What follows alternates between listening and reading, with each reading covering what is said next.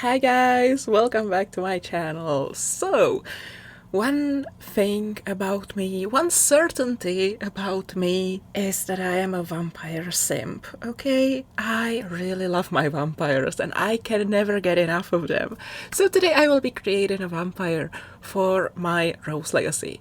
In fact, for my current heir/founder, depending on how you want to see her, because it's the first generation I'm playing in The Sims 4, but Addie is generation 7 if we go back to, the Legacy's history. There were 6 generations before her in The Sims 3. Anyway, doesn't matter. Today we talk about this beautiful, beautiful vampire lady. So, everyone say hello to Isadora Bosco, who is a female vampire. She is socially awkward, cringe. Yeah, bear with me, I'll get to that. Socially awkward, cringe, loveback, snob, and genius. She is a lesbian. I'm not quite sure about her career yet. And her aspiration is Paragon partner, which I'm also not very sure about yet. But I kind of want to explore a little bit of love struck with her and with Addie and every other sim in this generation. So I figured, why not give her a love struck aspiration and see where that takes us. Guys, can you keep quiet? Thank you.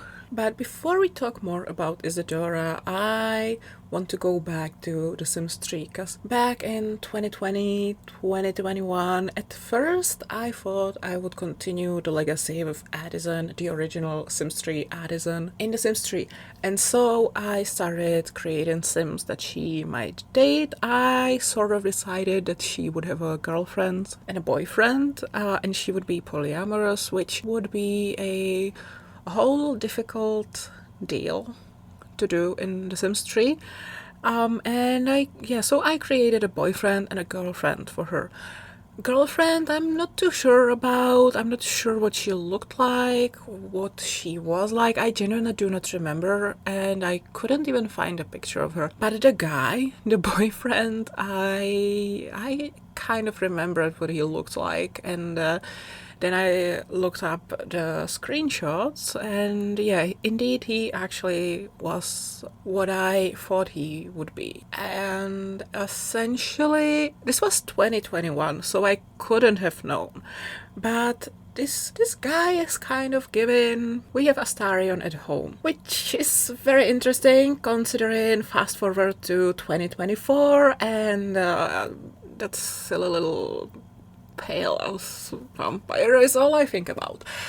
So I found that very funny, and I was like, I cannot possibly recreate the sim now, because everyone would get the wrong idea. Everyone would be like, yes, so you're trying to create a sim who is Astarion but isn't Astarion. And no, that's not it. I originally made this sim 3 years ago. I had no idea that there would one day be this character very similar that I would be obsessed with. But I was going back and forth on this. I was like, well, it would be very, very much my thing to do, and maybe I should just own it and all. And then my Twitter followers and mutuals kind of encouraged me to go for it and recreate this sim, or more like let Addie have her pale, white-haired vampire.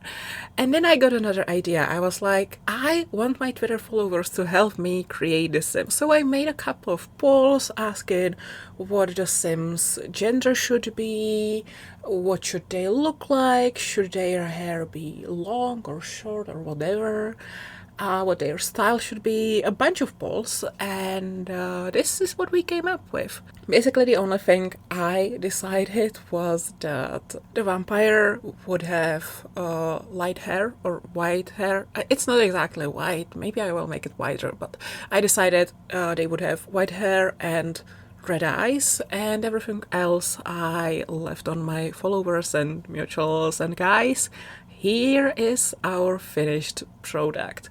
I didn't stick to the style too much. I didn't follow it exactly. I think the thing that won was vintage / academia / retro, and I feel like usually I would interpret those styles a little differently than I did here.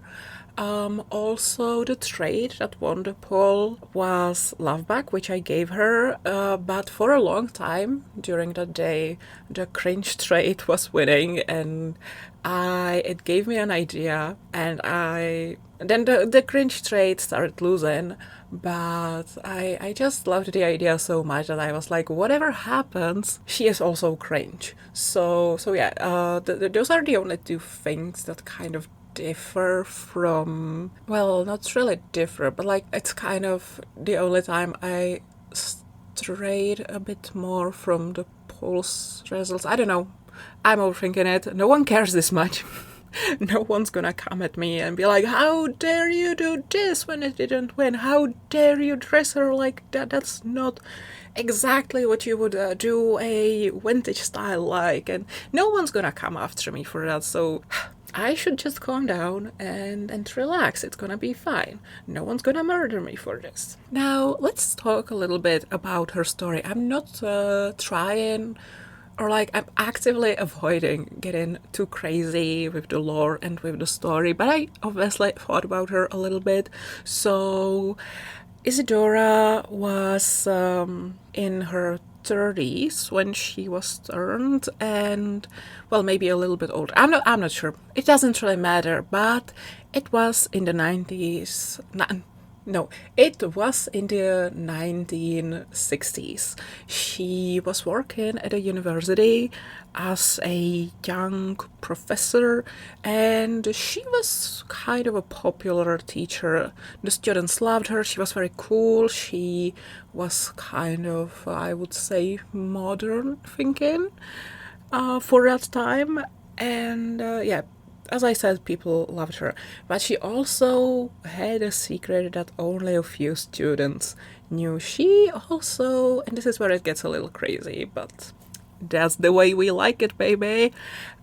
She was leading a secret student society slash cult, and these students kind of dabbled in the occult and stuff like that, and sometimes people got lost because of these students, and she kind of helped them cover up those murders so that no one would ever be found guilty of these disappearances.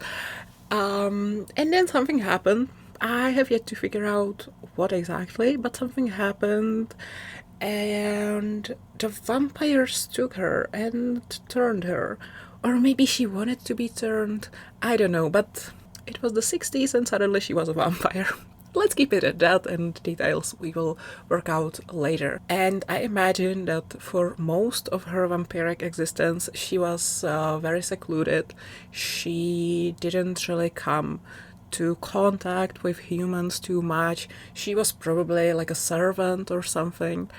And yeah, only now she's been kind of re-emergent in the society again. And obviously the world has changed a lot since the 60s. She has a lot to learn. I feel like she's not even that good at managing her vampire powers. It's like she's been reborn now after 60 years of darkness. 60 years in literal darkness, because she was serving some lord. I don't know, but everything is very new and confusing for her, and that's why I gave her the cringe and socially awkward traits, because she's very socially awkward. She was doing pretty well in the 60s. She is no longer doing so well. Also, I suppose she's kind of not used to being around so many people anymore. There are things about her that will be probably revealed with time. I'm trying to play it cool and be like, all will be revealed with time, except it's not like I'm not saying it to you. It's more like I genuinely have no idea about some of these things, and my budgies are begging for attention again. Guys, give me a moment, okay? I will go too soon. Anyway, I think I'm gonna wrap this up, cause Isadora needs to keep some secrets for when I start posting my legacy on my Tumblr, right? So I really hope you like her. If you're watching this video, you probably had a few fingers in making her too. So I hope you like what we came up with. I hope you like the way I interpreted your input. I don't know what I'm talking about. Yeah, I hope you like her, I hope you like this video and my vampiric rambles and all that. And I will see you all next time. Thank you so much for watching. I love you guys. Bye everyone!